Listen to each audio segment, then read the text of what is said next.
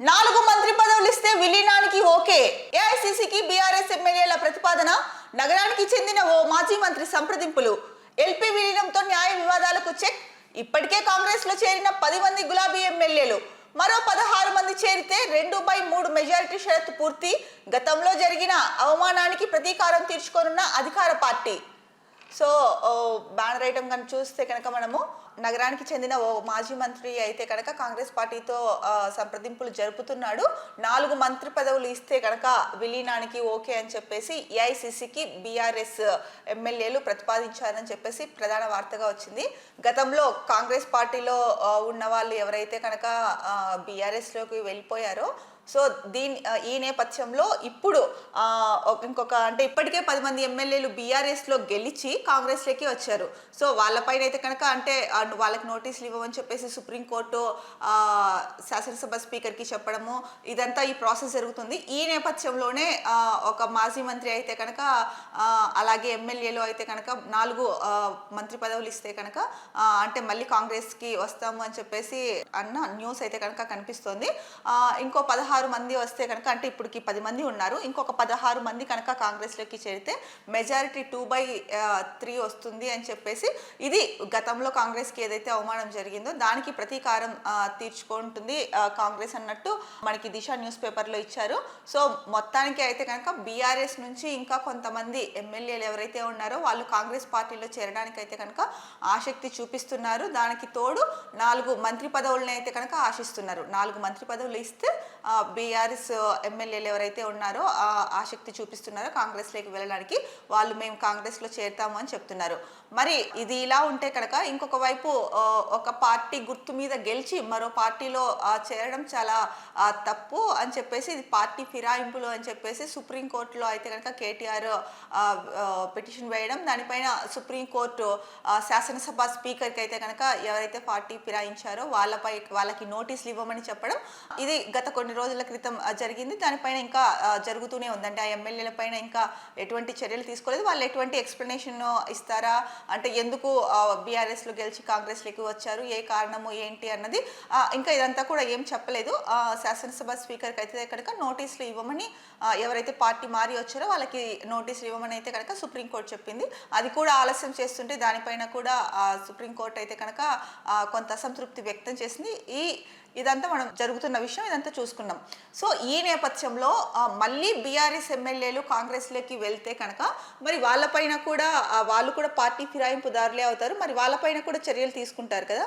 మరి అంటే ఏ ధైర్యంతో వీళ్ళు అంటే ఏ ఉద్దేశంతో కాంగ్రెస్ పార్టీలో చేరాలనుకుంటున్నారు అది కూడా 4 మంత్రి పదవులు ఇస్తే అని చెప్పేసి అక్కడ డిమాండ్ పెట్టడం కూడా జరిగింది. మరి దీనికి అంటే సుప్రీంకోర్టు ఆల్రెడీ నోటీసులు ఇచ్చింది. అయినప్పటికీ కూడా అంటే నోటీసులు జారీ చేయమని శాసనసభ స్పీకర్కి చెప్పింది. అయినప్పటికీ కూడా ఇంకా కొంతమంది అటువైపు వెళ్ళాలని అంటే కాంగ్రెస్ పార్టీలో చేరాలని చూస్తున్నారు. మరి ఈ నేపథ్యంలో బీఆర్ఎస్ అధిష్టానం మరి ఎటువంటి చర్యలు తీసుకుంటుంది ఆ ఎమ్మెల్యేలు ఎవరు అన్నది ఐడెంటిఫై చేస్తుందా లేకపోతే కనుక ఈ సుప్రీంకోర్టు ఏదైతే చెప్పిందో పార్టీ ఫిరాయింపులు చేసిన ఎమ్మెల్యేలకు నోటీసులు ఇవ్వమని మరి ఈ రెండు చూసుకుంటే కనుక మరి వీళ్ళు ఇప్పుడు ఎవరైతే వెళ్ళాలనుకుంటున్నారో వీళ్ళు ఏ ధైర్యంతో వెళ్తున్నారో అన్నది మరి వారికే తెలియాలి. మరి అలాంటి వారిని అంటే ఒక పార్టీ గుర్తు మీద గెలిచి ఇంకొక పార్టీలోకి వెళ్ళడం అది నిజంగా తప్పు. ప్రజల్ని మోసం చేయడం కూడా అవుతుంది. ఎందుకంటే ప్రజలు సో బీఆర్ఎస్లో ఉన్నారు లేదా కాంగ్రెస్లో ఉన్నారు కాబట్టి ఆ పార్టీ మీద ప్రేమతో అవ్వచ్చు లేకపోతే అభిమానంతో అవ్వచ్చు లేదా అక్కడ ఆ అభ్యర్థి ఆ నియోజకవర్గంలో చేసే దానిని బట్టి అవ్వచ్చు వాళ్ళకి ఓటు వేస్తారు. మరి అలాంటప్పుడు మీరు మీకు ఓటేసి గెలిపించిన ప్రజల్ని ఇది ఒక రకంగా మోసం చేయడమే అవుతుంది. మరి కాంగ్రెస్ పార్టీ కూడా ఎవరైతే బీఆర్ఎస్ ఎమ్మెల్యేలు చేరడానికి అంటే మంత్రి పదవులు ఇస్తే వస్తాము అని చెప్పేసి అంటున్నారో మరి అలాంటప్పుడు కాంగ్రెస్ పార్టీ కూడా వీళ్ళని ఎలా పార్టీలోకి ఆహ్వానిస్తుంది?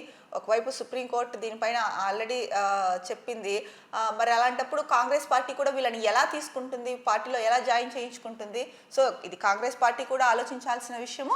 అలాగే బీఆర్ఎస్ ఎమ్మెల్యేలు ఎవరైతే ఉన్నారో కాంగ్రెస్లోకి వెళ్ళాలనేసి వాళ్ళు కూడా ఆలోచించుకోవాల్సిన విషయము. ఎందుకంటే ఇలా చేసుకుంటూ వెళ్తూ ఉంటే కనుక సో ఇప్పటికే నోటీసులు ఇవ్వమని చెప్పారు, దానికి సరైన ఎక్స్ప్లెనేషన్ లేదు అనుకోండి, మళ్ళీ వాళ్ళు రాజీనామా చేసి ఉప ఎన్నికలకు వెళ్ళాలి అంతవరకు వస్తే కనుక ఇక మళ్ళీ ఉప ఎన్నికలకు వెళ్ళడము, మళ్ళీ గెలవడము, ఇదంతా ఇలా చూసుకుంటూ వెళ్తే కనుక అంటే ఈ ప్రాసెస్ ఇలా వెళ్తూ ఉందనుకోండి, దీనివల్ల ప్రజాధనం వృధా అవ్వడమే కాకుండా సమయం కూడా వృధా అవుతుంది. కాబట్టి ఎవరైతే అంటే పార్టీ మారాలనుకుంటున్నారో, అలాగే ఏ పార్టీ అయితే ఆ పార్టీలోకి ఆహ్వానించాలనుకుంటుందో వాళ్ళు ఒకసారి దీనిపైన ఆలోచించాల్సిన అవసరం అయితే ఎంతైనా ఉంది. ఇక మరో ముఖ్యమైన వార్త చూసుకుంటే కనుక మణిపూర్లో రాష్ట్రపతి పాలన, సీఎం బీరేన్ సింగ్ రాజీనామా, అల్లర్ల నేపథ్యంలో గవర్నర్ అజయ్ కుమార్ భుల్లా నివేదికతో ప్రెసిడెంట్ ముర్ము నిర్ణయం, రాష్ట్రపతి ఉత్తర్వులు అమలు చేస్తున్నట్లు హోం మంత్రిత్వ శాఖ ప్రకటన. సో మణిపూర్ సీఎం బీరేన్ సింగ్ ఎవరైతే ఉన్నారో ఆయన రాజీనామా చేసిన సంగతి మనకు తెలిసిందే. 4 రోజుల క్రితం మాట్లాడుకున్నాం మనం ఈ విషయం గురించి. సో మణిపూర్లో అయితే కనుక గత కొద్ది రోజులుగా చూస్తే అల్లర్లు, అంటే ఒక 2 సంవత్సరాల నుంచి అల్లర్లు ఎక్కువ అయ్యాయి మణిపూర్లో. సో ఈ నేపథ్యంలోనే అంటే అల్లర్లు కంట్రోల్ చేయలేకపోతున్నారు అన్న నేపథ్యంలోనే బీరేన్ సింగ్ రాజీనామా చేశారు అన్నట్టు కూడా కొంత వార్తలు అయితే కనుక వచ్చాయి. రాజీనామా చేసినప్పటికీ కూడా కొద్ది రోజులు అంటే ఇన్ఛార్జ్ సీఎంగా ఉండమని చెప్పేసి కోరాలనేసి అనుకున్నారు ఆ పార్టీలో వాళ్ళు. ఆలోపే గవర్నర్ అయితే కనుక రాష్ట్రపతి పాలన ఉంటే బాగుంటుంది అన్నట్టు అప్పటికే ఒక నోట్ ప్రిపేర్ అయిపోయింది అని చెప్పేసి సో దానిపైన ఏం మాట్లాడలేదన్న వార్తా కథనాలు కూడా వచ్చాయి. సో మొత్తానికి అయితే అందరూ అనుకున్నట్టే మణిపూర్లో రాష్ట్రపతి పాలన అయితే కనుక విధించారు.